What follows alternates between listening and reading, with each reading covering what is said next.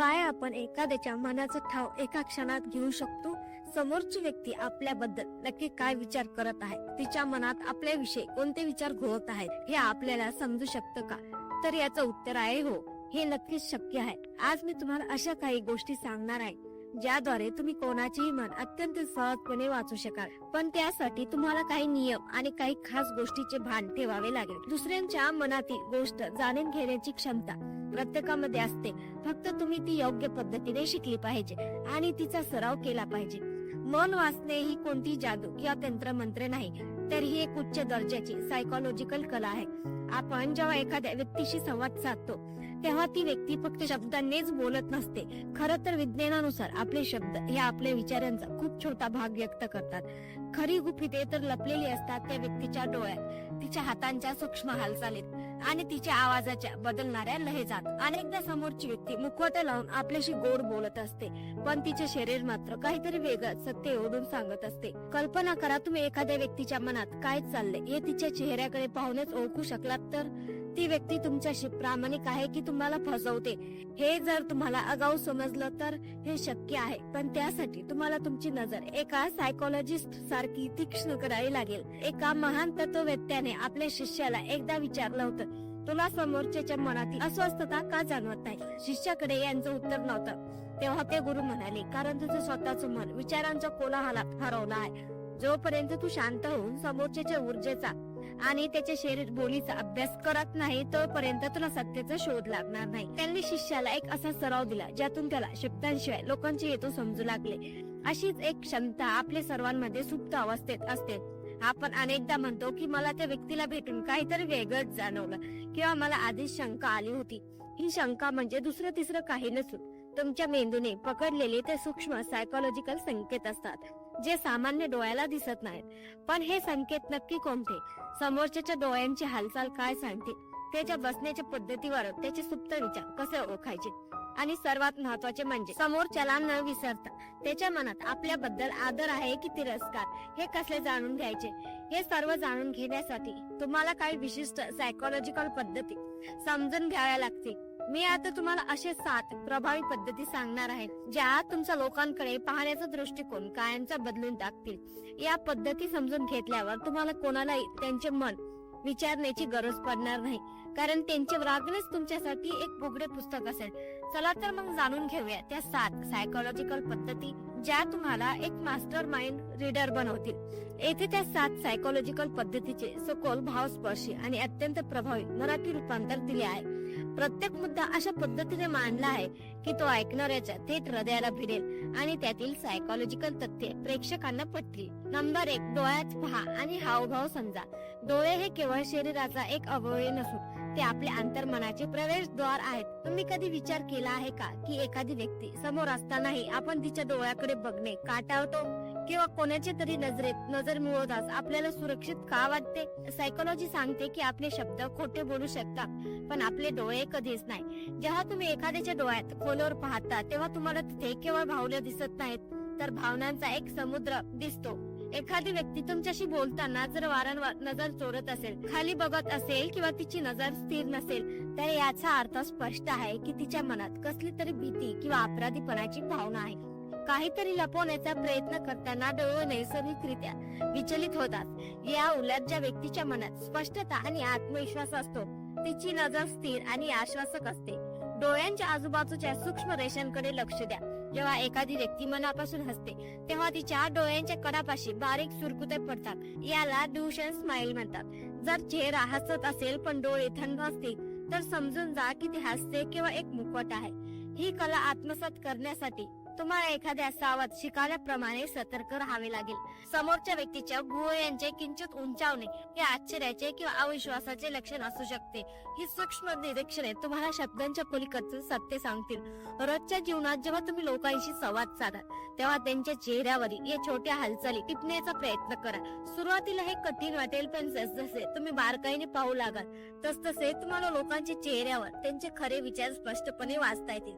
शब्दांशिवाय होणारा हा संवाद जेव्हा तुम्हाला समजू लागतो तेव्हा तुम्ही समोरच्या व्यक्तीच्या आत्म्याशी कनेक्ट होतात. पण डोळ्यांच्या या भाषेसोबतच अजून एक महत्वाची गोष्ट आहे, ती म्हणजे समोरच्याला व्यक्त होऊन देणे. नंबर 2, बोलण्याची संधी द्या. आपल्यापैकी अनेकांना स्वतःबद्दल बोलायला खूप आवडते, पण दुसऱ्यांचे मन वाचण्यासाठी तुम्हाला स्वतःचे बोलणे थांबवावे लागेल. लोकांचे मन वाचण्याचा सर्वात सोपा आणि खात्रीशीर मार्ग म्हणजे त्यांना मन मोकळेपणाने बोलू देणे.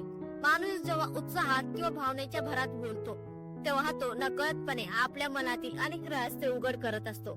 सायकोलॉजी मध्ये याला कॅथार्सिस म्हणतात, जिथे बोलता बोलता व्यक्तीचे खरे व्यक्तिमत्व बाहेर येते. जेव्हा समोरची व्यक्ती बोलत असते तेव्हा फक्त तिच्या शब्दांकडे लक्ष देऊ नका, तर तिच्या आवाजाचा लहेजा, टोन आणि बोलण्याच्या पद्धतीकडे लक्ष द्या. तिची ओघवती वाणी अचानक कुठे थांबते का? ती एखाद्या विशिष्ट शब्द पुन्हा पुन्हा वापरते का? बोलताना तिचा आवाज थरथरतोय का? जर एखादी व्यक्ती खूप वेगाने आणि घाईघाईने बोलत असेल तर कदाचित ती अस्वस्थ आहे किंवा तिला तो विषय लवकर संपवायचा आहे. या उलट जर कोणी खूप विचार करून शब्द तोडून मापून वापरत असेल तर ती व्यक्ती खूप सावध आहे किंवा ती काहीतरी विशिष्ट प्रतिमा निर्माण करण्याचा प्रयत्न करत आहे. शब्दांपेक्षा जास्त बोलकी असते ती म्हणजे शब्दांमधली शांतता. 2 वाक्यांच्या मध्ये जेव्हा एखादी व्यक्ती दीर्घ विराम घेते तेव्हा ते शांततेत तिचे खरे विचार दडलेले असतात. एक उत्तम माइंड रीडर होण्यासाठी तुम्हाला एक संयमी श्रोता बनावे लागेल. समोरच्याला मध्येच टोकू नका, त्यांना त्यांचे वाक्य पूर्ण करू द्या. अनेकदा लोक आपली मूळ गोष्ट वाक्यांच्या अगदी शेवटी सांगतात. जेव्हा तुम्ही शांतपणे ऐकता तेव्हा समोरच्याला सुरक्षित वाटते आणि तो अजून खोलवरच्या गोष्टी सांगू लागतो. लक्षात ठेवा, जो जास्त ऐकतो तोच जास्त समजून घेतो. समोरच्याचे बोलणे ऐकून घेतल्यावर आपल्याला त्याच्या विचारांची दिशा तर समजते, पण हे सर्व अचूकपणे टिपण्यासाठी तुमचे स्वतःचे मन एका विशिष्ट अवस्थेत असणे गरजेचे आहे. नंबर 3, स्वतःचे मन शांत करा. दुसऱ्यांचे मन वाचण्याची सर्वात पहिली आणि अनिवार्य अट म्हणजे तुमचे स्वतःचे मन पूर्णपणे शांत असणे. विचार करा, जर एका तलावाच्या पाण्यावर सतत दगड पडत असतील आणि लाटा उसळत असतील तर तुम्हाला त्यात तुमचे प्रतिबिंब किंवा तळाशी असलेले दगड दिसतील का? कधीच नाही. तसंच तुमचं मन आहे.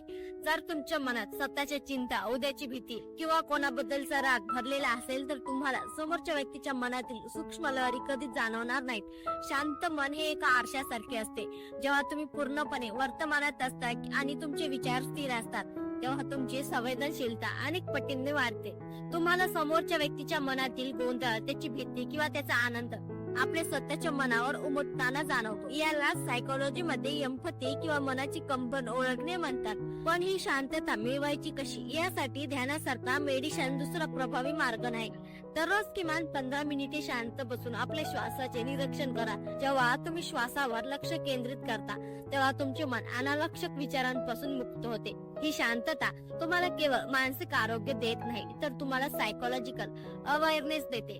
जेव्हा तुम्ही एखाद्या व्यक्तीसमोर शांत मनाने बसता तेव्हा तुम्हाला तिची ऊर्जा आणि तिचे हेतू शब्दांशिवाय स्पष्ट होऊ लागतात. शांत मन हे एक प्रकारचे रडार आहे जे समोरच्याच्या मनातील लहरी अचूकपणे पकडते. त्यामुळे दुसऱ्याला वाचण्याआधी स्वतःला वाचायला शिका.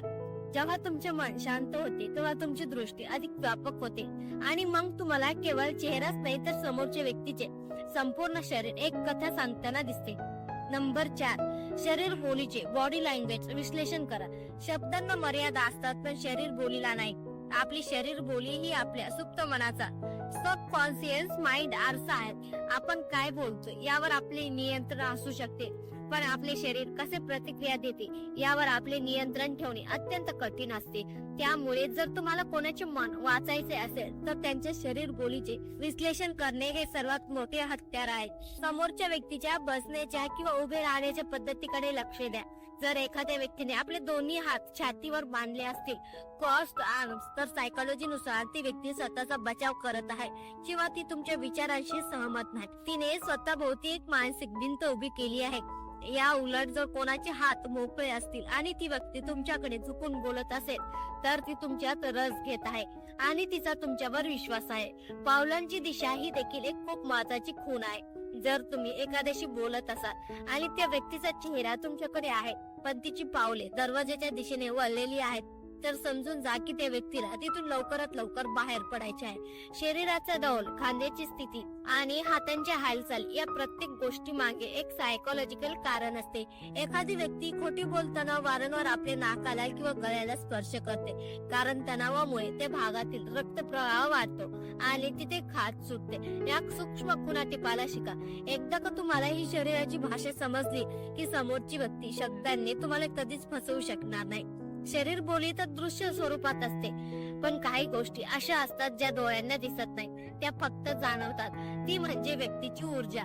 नंबर 5, ऊर्जा आणि भावना ओळखा. विज्ञानानुसार प्रत्येक वस्तू आणि सजीव हा ऊर्जेनं बनलेला असतो. सायकोलॉजिकल मध्ये याला आपण व्हायब्रेशन मानतो. तुम्ही कधी अनुभवले आहे का की एखादी व्यक्ती तुमच्या जवळ येते आणि तुम्हाला विनाकारण खूप दडपण आल्यासारखं वाटते, किंवा कोणाला तरी भेटल्यावर अगदी 5 मिनिटात तुमची सर्व चिंता दूर होते?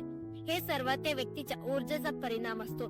मन वाचण्यासाठी तुम्हाला ही ऊर्जा अनुभवण्याची कला विकसित करावी लागेल. प्रत्येक भावनेची एक विशिष्ट वार्ता फ्रिक्वेन्सी असते. राग, द्वेष आणि भीतीची ऊर्जा खूप जड आणि नकारात्मक असते, तर प्रेम, आनंद आणि शांतीची ऊर्जा हलकी आणि सकारात्मक असते. जेव्हा तुम्ही एखाद्या व्यक्तीशी संवाद साधता तेव्हा तुमचे मन एका अँटेना सारखे काम करते. जर समोरची व्यक्ती वरवर हसत असेल पण आतून दुःखी असेल, तर तुम्हाला तिच्या सभोवतालच्या वातावरणात एक प्रकारचा संतपणा किंवा जडत्व जाणवेल. यालाच आपण अंतःप्रयत्न किंवा गट फिलिंग म्हणतो. आपल्या अंतर्मनाच्या आवाजावर विश्वास ठेवायला शिका. जर तुमचे मन तुम्हाला सांगत असेल की काहीतरी गडबड आहे, तर त्याकडे दुर्लक्ष करू नका. अनेकदा आपले सुप्त मन समोरच्या व्यक्तीच्या अशा अनेक सूक्ष्म हालचाली टिपते जे आपल्याला एक मेंदूला समजत नाही. समोरच्या व्यक्तीच्या ऊर्जेशी स्वतःला जुळवून घेण्याचा प्रयत्न करा. ती व्यक्ती तणावात आहे का, ती उत्साही आहे का, की ती निव्वळ थकलेली आहे? ही ऊर्जा वाचायला शिकणे म्हणजे समोरच्या मनाच्या सर्वात खोल स्तरापर्यंत पोहोचणे होय. ऊर्जा जाणवणे ही एक नैसर्गिक प्रक्रिया आहे, पण कधी कधी सत्य बाहेर काढण्यासाठी तुम्हाला जाणीवपूर्वक काही हालचाली कराव्या लागतात, जसे की योग्य प्रश्न विचारणे. नंबर 6, प्रश्न विचारून खोली जाणून घ्या. मन वाचणे म्हणजे केवळ शांत राहून निरीक्षण करणे नव्हे, तर प्रसंगी योग्य प्रश्नांची चाचणी लावून समोरच्या मनातील विचारांचा प्रवाह बाहेर काढणे देखील आहे. सायकोलॉजी मध्ये प्रश्नांना माइंड ओपनर्स म्हटले जाते, पण प्रश्न विचारण्याची एक पद्धत असते. जर तुम्ही सरळ आणि बंदिस्त प्रश्न विचारले ज्यांचे उत्तर फक्त हो किंवा नाही मध्ये येते, तर तुम्हाला कधीच समोरच्याचे मन कळणार नाही. त्याऐवजी खुले प्रश्न, ओपन एंडेड क्वेश्चन्स विचारा. उदाहरणार्थ, तुला याबद्दल काय वाटते किंवा तुला नेमके काय जाणवले? असे प्रश्न समोरच्याला विचार करण्यास आणि अधिक बोलण्यास प्रवृत्त करतात. जेव्हा एखादी व्यक्ती अशा प्रश्नांचे उत्तर देते तेव्हा ती आपल्या कल्पना शक्तीचा वापर करते आणि तिथेच तिचे खरे विचार उघड होतात. जर तुमच्या प्रश्नांवर समोरची व्यक्ती गोंधळली किंवा तिने विषय बदलण्याचा प्रयत्न केला, तर समजून जा की तिथेच काहीतरी दडलेले आहे. प्रश्नांच्या माध्यमातून तुम्ही समोरच्या व्यक्तीच्या विचारांची खोली मोजू शकता. एखाद्या गोष्टीवर तिची प्रतिक्रिया काय आहे, तिची मूल्य काय आहेत आणि ती कोणत्या गोष्टींना घाबरते, हे सर्व तुम्हाला प्रश्नातून समजू शकते. पण लक्षात, तुमचे प्रश्न हे चौकशी सारखे इंटरजेक्शन वाटू नयेत, तर ते एक नैसर्गिक संवादाचा भाग वाटले पाहिजेत. प्रश्न विचारताना तुमचा आवाज वृद्ध आणि समोरच्याबद्दल आदर व्यक्त करणारा असावा. जेव्हा समोरच्याला खात्री पटते की तुम्ही त्याला समजून घेण्यासाठी प्रश्न विचारत आहात, तेव्हा तो आपले मन तुमच्या समोर पूर्णपणे उघडे करतो. हे सर्व कौशल्य ऐकायला खूप प्रभावी वाटतात, पण ती खऱ्या आयुष्यात उतरवण्यासाठी एक शेवटची आणि सर्वात महत्वाची गोष्ट लागते, ती म्हणजे सातत्य. नंबर 7, निरंतर सराव आणि संयम ठेवा. मन वाचण्याची कला ही एखाद्या वाद्याप्रमाणे आहे. तुम्ही पहिल्याच दिवशी गिटार वाजून मधुर संगीत निर्माण करू शकत नाही. त्यासाठी महिने सराव करावा लागतो. सायकोलॉजी मध्ये याला कॉग्निटिव्ह स्किल बिल्डिंग म्हणतात. लोकांशी वागताना आणि त्यांना समजून घेताना तुम्हाला खूप संयम ठेवावा लागेल. सुरुवातीला तुमचे अंदाज कदाचित चुकतील. तुम्हाला वाटेल की एखादी व्यक्ती रागात आहे, पण ती कदाचित फक्त विचारात असेल. पण या चुकांमुळे खचून जाऊ नका. प्रत्येक चुकीचा अंदाज तुम्हाला निरीक्षणातील एक नवीन धडा शिकून जाईल. रोज किमान 5 लोकांशी संवाद साधताना येथील किमान एका पद्धतीचा वापर करण्याचा प्रयत्न करा. कधी डोळ्यांकडे लक्ष द्या, तर कधी शरीर बोलीकडे. स्वतःच्या निरीक्षणांची नोंद ठेवा. हळूहळू तुम्हाला स्वतःमध्ये एक बदल जाणवेल. तुम्हाला लोकांशी बोलताना आता जास्त स्पष्टता जाणवू लागेल. तुम्हाला शब्दांच्या पलीकडचे अर्थ उलगडू लागतील. ही कला आत्मसात करण्यासाठी लागणारा संयम हाच तुमचा खरा गुरु आहे. लोकांशी वागताना पूर्वग्रह विरहित राहा. कोणाबद्दल हे आधीच मत बनू नका, कारण पूर्वग्रह तुमचे निरीक्षण धूसर करतात. जेव्हा तुम्ही पूर्णपणे कोरे होऊन कोणाकडे पाहता तेव्हाच तुम्हाला त्याचे खरे स्वरूप दिसते. ही एक जीवनभराची साधना आहे.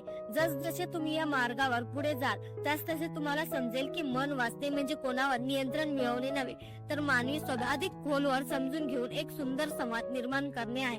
मित्रांनो, मन वाचणे ही जादू नसून एक शास्त्र आहे.